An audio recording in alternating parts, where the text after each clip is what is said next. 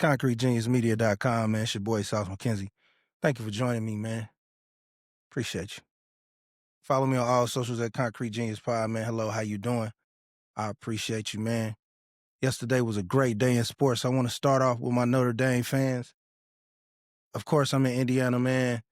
Notre Dame fans, how do y'all feel about sitting out the post game?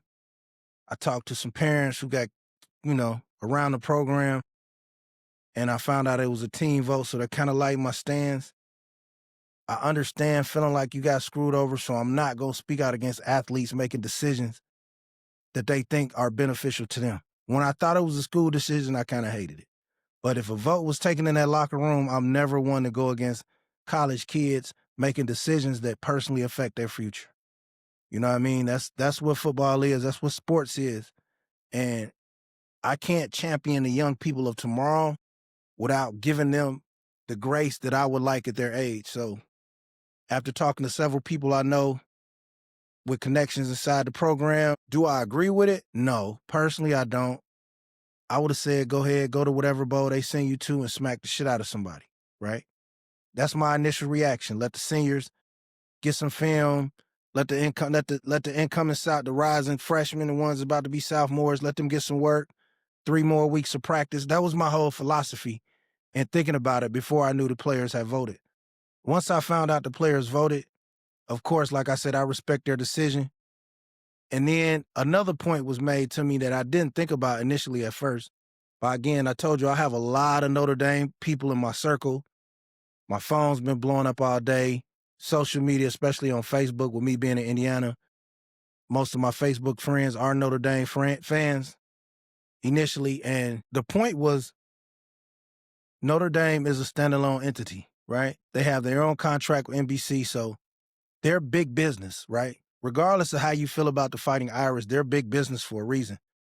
It's not like they're just beating their chest and telling you we're Notre Dame. No, the numbers and the data back up their claims to be able to beat their chest out, right? And in their opinion, leading up to the college, to this past weekend when the playoff seedings were decided, I had no idea that the Miami game was played on replay constantly when they lost to Miami. I also had no idea about so many comments from ESPN against Notre Dame. And also a large majority of Notre Dame fans feel like it's basically a tremendous amount of SEC bias from ESPN and from the network. So there stands to me what I was told personally, and again, I have inside sources, was that, now this is from an administrative level. This isn't from the players deciding not to go, but this is from an administrative level. They're glad that the players decided not to go because why would we get banished and admonished and chastised by SEC hunks all week or leading up basically all season? Paul Finebaum has constantly attacked the validity of Notre Dame when it's borderline becoming obsessive, right?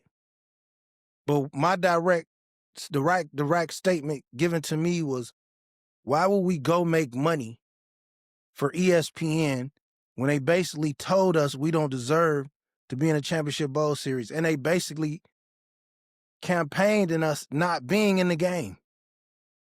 And then I think to replace Notre Dame and you let in Alabama with 3 losses, I think that's the problem. And also, shout out to the group of 5 teams, Tulane and James Madison, right? But I think what the NCAA should do is still keep the 12 teams, but then have a group of 5 top 8 playoffs, right? That way you can have a group of 5 national champion, because no team from the group of 5 is ever going to win a national championship. So take the Tulanes and the James Madisons, the Boise States, take the top 8 from that group, allow them their own separate college playoff. It's another money generator. And then save those 12 slots for the major conferences and the Big 12, right? Because just think, if you didn't have Tulane and James Madison, you could have got Notre Dame in there, you could have got BYU in there. It would have almost been a perfect playoff, right? So I think when you combine the rules of the College Football Selection Committee and you also combine that with the bias, and let's be honest, a lot of people around the country feel like it's SEC bias, right? If you listen to ESPN, a lot of people feel like the SEC can do no wrong. And a lot of people, and I used to live in the South for several years, and I was in the South during the dominance of the SEC, right?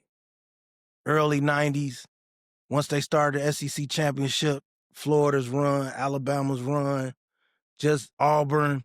Like, the SEC was it for a while, right? And in my opinion, I feel like the committee and the SEC is uncomfortable with the competitiveness of the Big Ten, right? Because, it used to be a running joke, like, which Big Ten team is going to get the shit beat out of them in the SEC?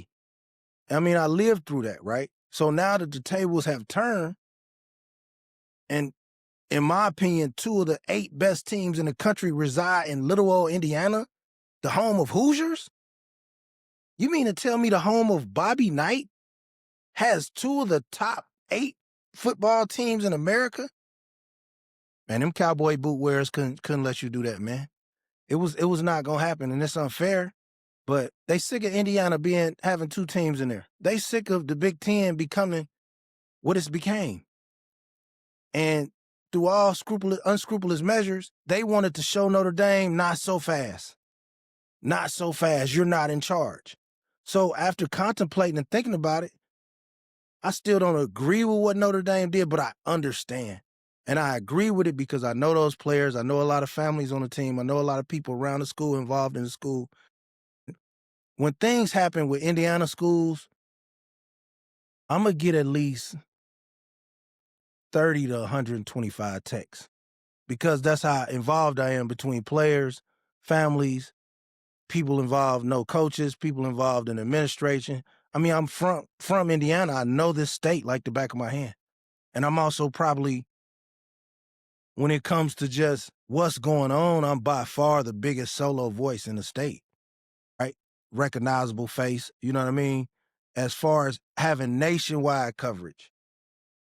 It's platforms with way more followers and probably get more attention in state. But when it comes to somebody in Las Vegas or somebody in Africa or somebody in New York or somebody in Atlanta, knowing what's going on in Indiana, with the exception of 520, they're going to get it from me. I'm by myself. So I'm going to get the juice, right? And the juice was, nah, big dog, we voted on this. You know what I'm saying? Nah, OG, they know we should be in there. You know what I mean? And a lot of people talk about the strength of schedule, but let's be honest. Who wouldn't do what Notre Dame has done if they could pull it off? Texas, USC. At some point it's like, make another Hove, man. Like, I just don't think it was fair in the whole process.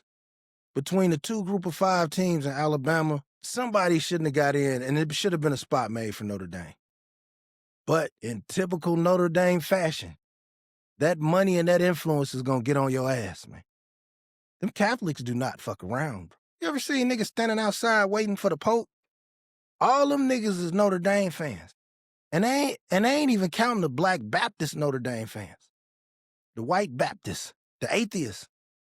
I ain't never seen a fan base like Notre Dame. Notre Dame, Chicago Cubs, Dallas Cowboys, LA Lakers, New York Yankees. That's the trinity of powerful fan bases.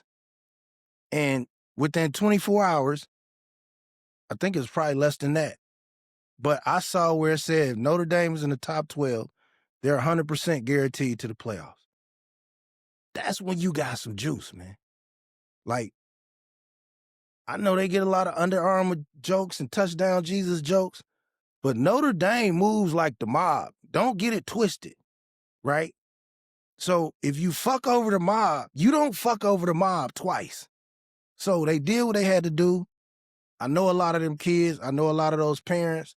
I was on the phone all day with some of those parents, a few of those parents, and I understand the passion in which they have to the team and to the fan base and their reasoning for feeling like they were done wrong. And after reviewing campaign from ESPN to basically force Alabama. And what is this obsession with Alabama? Like, I could understand when Nick Saban was there. They were like the Heatles. You know what I mean? It was must-see TV. You know what I mean? But part of that was the talent. And a big part of that was Saban was a generational coach. This coach they got now, he cool, but he ain't charismatic like Saban. The team ain't as good. The team ain't as disciplined. So why are we so obsessed with Alabama? Like, when can we tell the SEC they don't run football no more? Is it okay to tell the South that they don't run football no more? Like, can't we say it? Because this is ridiculous. And I honestly don't want to see the 12 teams expanded. I would like for it to be 12 teams consisting of the power conferences and then another group of 8 teams from the group of 5. I mean, think how lit it would be if we had BYU and Notre Dame in a group of 12, and then we had a group of 5, top 8, would say Boise State and James Madison and Tulane, and they can win an official national championship. Because you couldn't take the most compulsive gambler and get them to put $100 on either one of them teams winning the championship. So they shouldn't be in it, right? Out of the other 10 teams in the playoffs, you can all put a flyer or make an argument that any of them can win it. Texas A&M, Oregon, anybody. Like, anybody can get on a run and win it except for the 2 teams that they put in Alabama.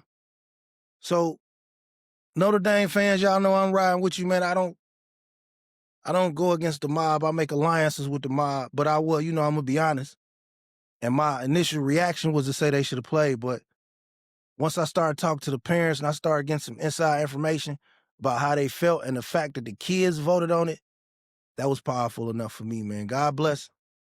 Touchdown Jesus, Rudy, South Bend, Tim Brown, Rick Meyer, Brady Quinn, Jerome Bettis. God bless, man. Hey, I'm with you. Concrete Genius Pod, man. Follow me on all socials. We don't miss.